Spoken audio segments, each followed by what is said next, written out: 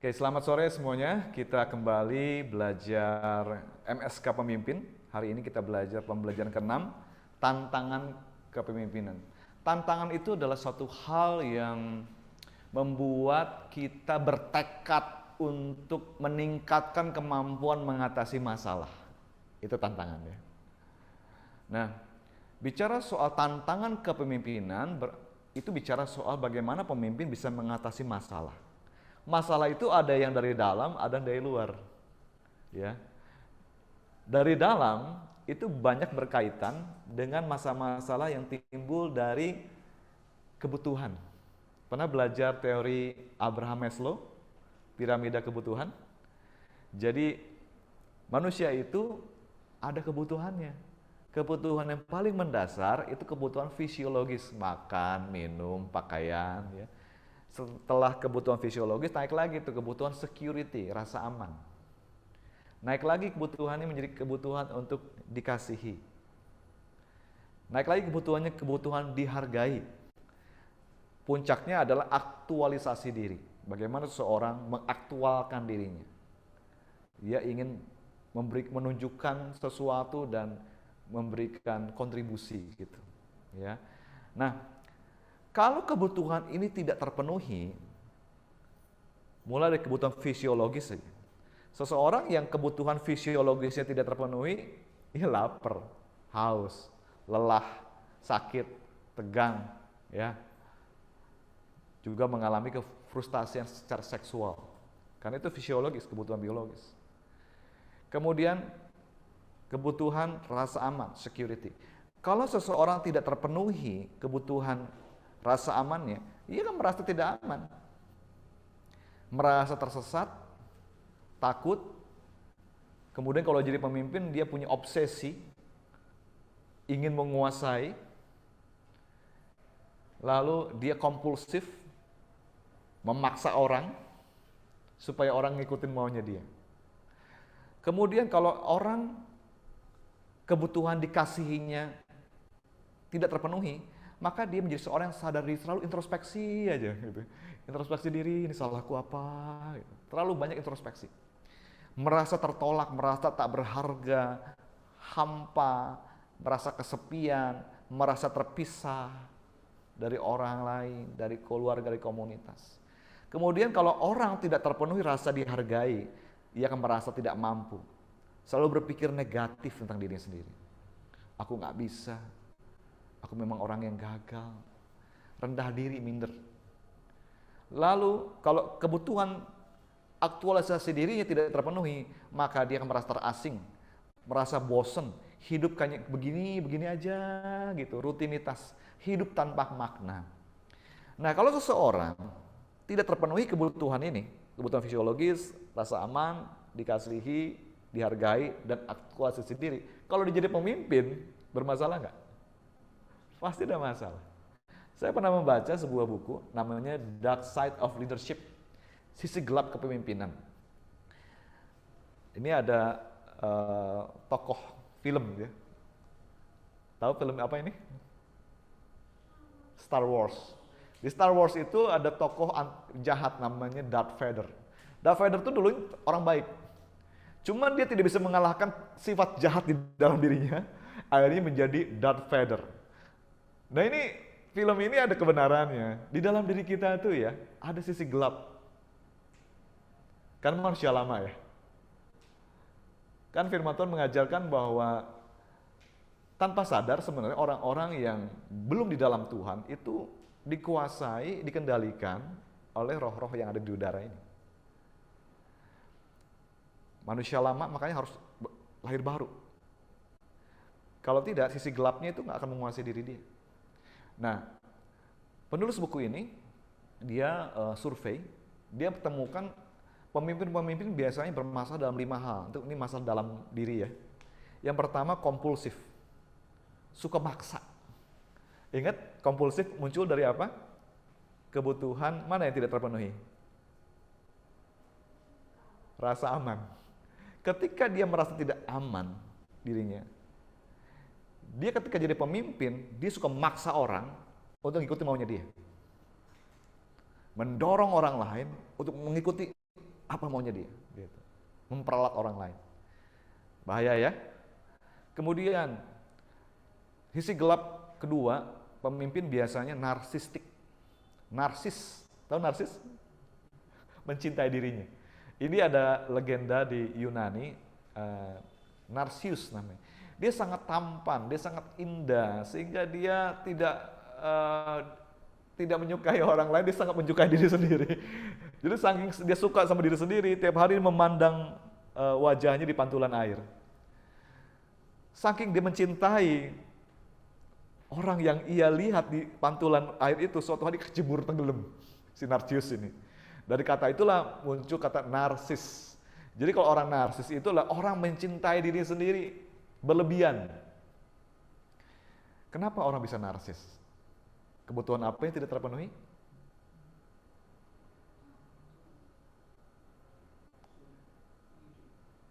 Kebutuhan dicintai, dikasihi.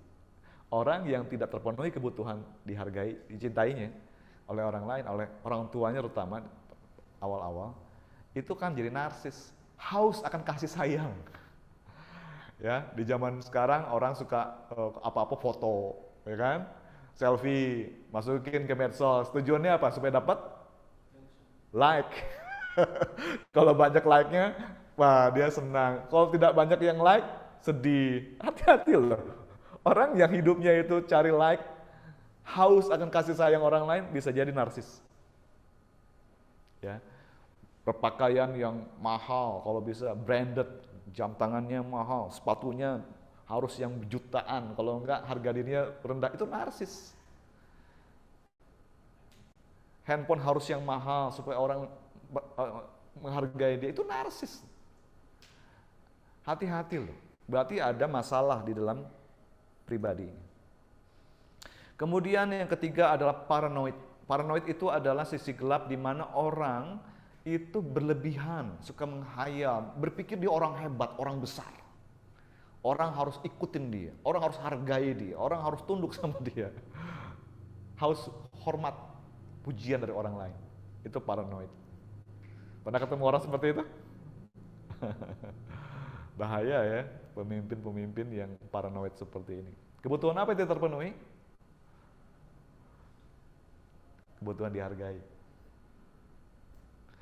Kemudian yang keempat adalah codependent, yaitu apa? Pemimpin yang membuat orang lain bergantung sama dirinya. Sebagai pemimpin rohani, kita tidak boleh membuat orang lain bergantung sama diri pemimpin. Orang itu harus bergantung sama Tuhan Yesus, sama Roh Tuhan. Tapi ada orang-orang, pemimpin-pemimpin yang membuat sengaja orang-orang yang dipimpin itu bergantung sama dia. Itu punya masalah kepribadian. Yaitu kebutuhan apa? Itu tidak terpenuhi. Rasa aman, rasa dicintai, dihargai, betul ya? Kemudian ada lagi pemimpin yang pasif agresif. Dia pasif. Tapi ketika tidak terjadi sesuatu yang seperti yang diharapkan, dia jadi agresif, dia menyerang orang-orang yang dipimpin. Dia marah-marah. Nah ini kebutuhan apa yang tidak terpenuhi? Yang terakhir tuh, yang di puncak aktualisasi diri. Ingat ya, piramida tadi, itu ada konektivitasnya tuh. Jadi pemimpin-pemimpin yang punya dark side, punya sisi gelap di dalam dirinya, kompulsif, narsistik, paranoid, codependent, pasif agresif, itu karena ada kebutuhan yang belum terpenuhi. Kalau jadi pemimpin, orang seperti itu kan jadi masalah dengan dirinya. Dan kan jadi masalah juga buat orang lain, ya. Nah, kita harus menang dengan sisi gelap ini. Gimana caranya menang atas sisi gelap? Langkah menembus sisi gelap adalah pertama akui dulu ada sisi gelap di dalam diri kita. Apa sisi gelapnya? Entah itu yang kompulsif, narsis, paranoid, codependent, pasif agresif atau yang lain. Tiap kita tuh ada tuh sisi gelap kayak gitu, ya. Kan kita bukan orang sempurna ya. Kita ini keturunan ayah ibu kita yang ada dosa asal, dosa turunan. Ada sisi gelap. Kita harus tahu sisi gelap kita apa. Kedua, Periksa masa lalu kita. Karena kita menjadi seperti diri kita sekarang itu terbentuk dari masa lalu. Bagaimana pola asuh. Bagaimana kita dibesarkan. Pernah pengalaman traumatis nggak? Kita harus belajar mengampuni orang yang bersalah sama kita. Kita harus berdamai dengan masa lalu kita. Sebab kalau tidak, masa lalu itu akan terus dibawa sampai sekarang, menghantui. Dikejar rasa bersalah, rasa malu, kita harus selesaikan. Gimana caranya? Pengampunan. Datang sama Tuhan, minta pengampunan Tuhan, dan juga mengampuni orang yang bersalah pada kita. Yang ketiga, tolak racun dari tuntutan yang tidak realistis. Tuntutan ini bisa diri sendiri, orang bisa menuntut diri sendiri, atau juga tuntut orang lain.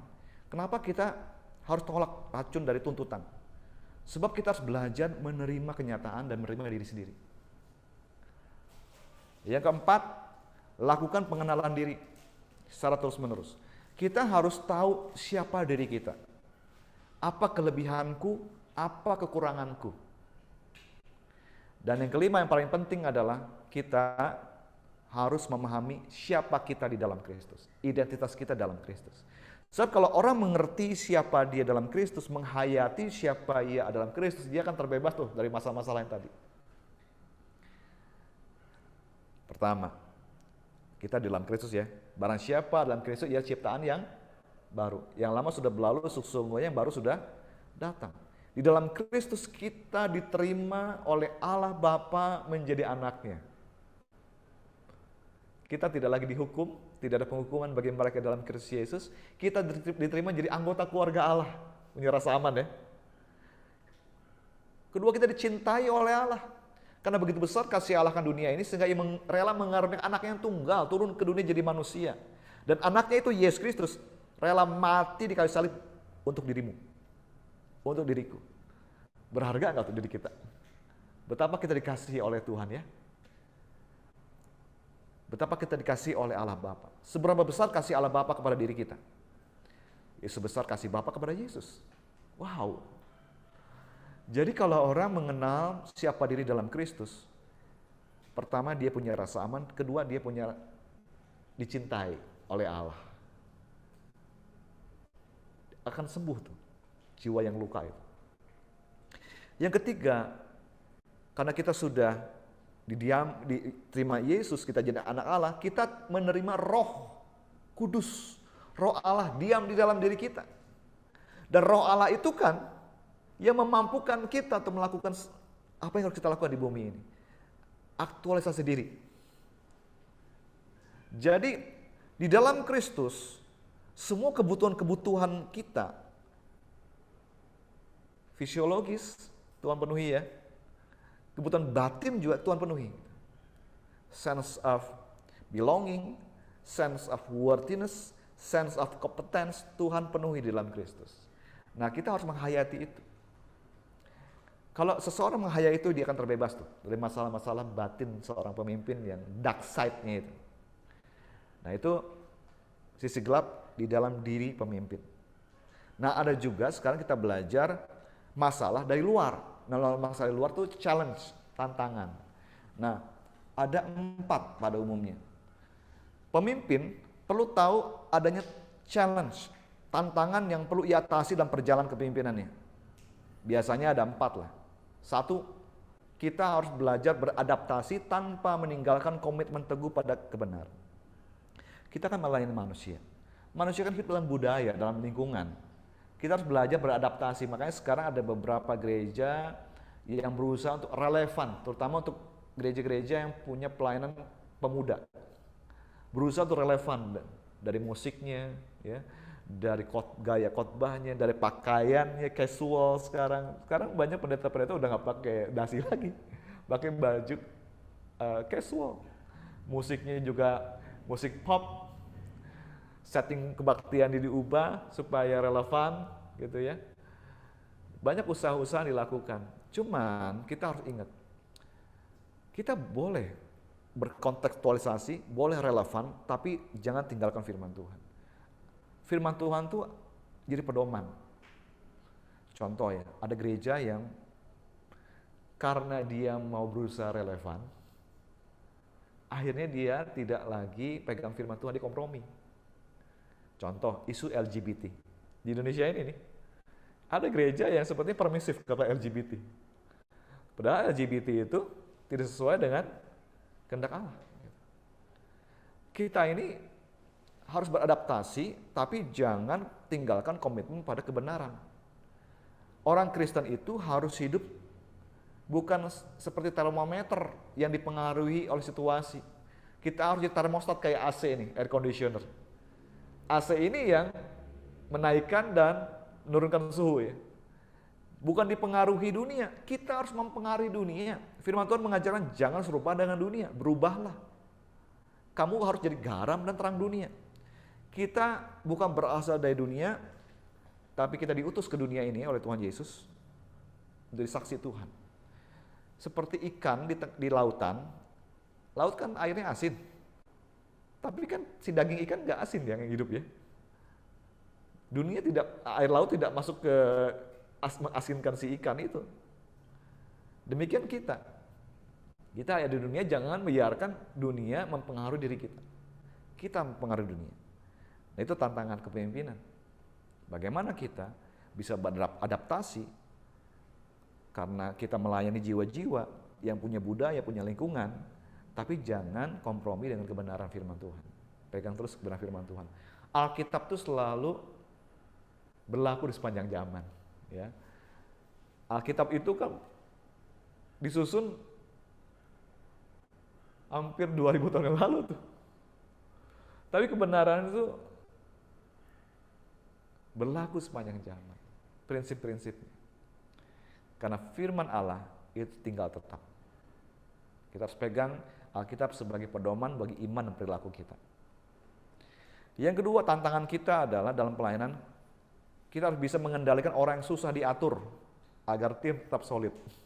Akan selalu ada dalam komunitas orang yang susah diatur. Kepada orang seperti ini kita harus melakukan pendekatan, berkomunikasi, ajak dia bicara empat mata. Apa sih masalahnya? Ya, jangan permalukan dia, tapi tuntun dengan roh lemah lembut supaya dia kembali ke jalan yang benar. Gitu.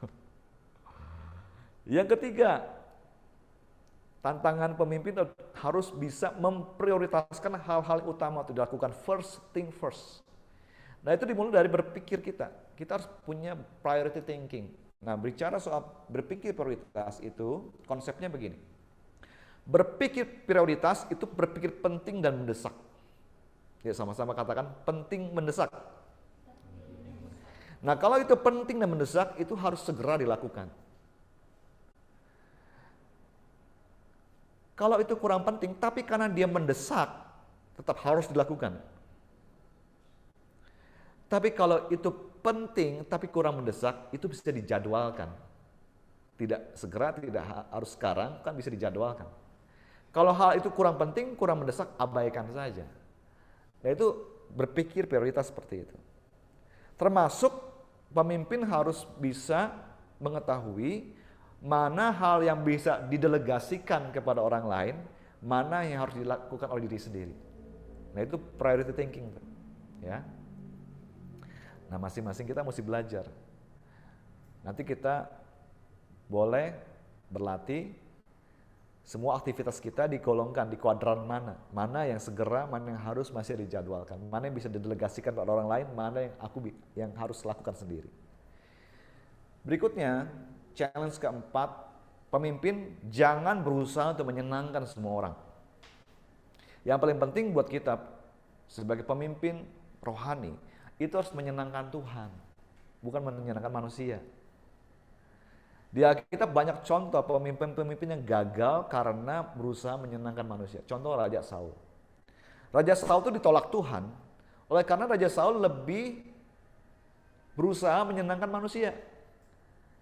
Ketika mau perang, dia suruh tunggu, nanti Nabi Samuel datang mempersembahkan korban.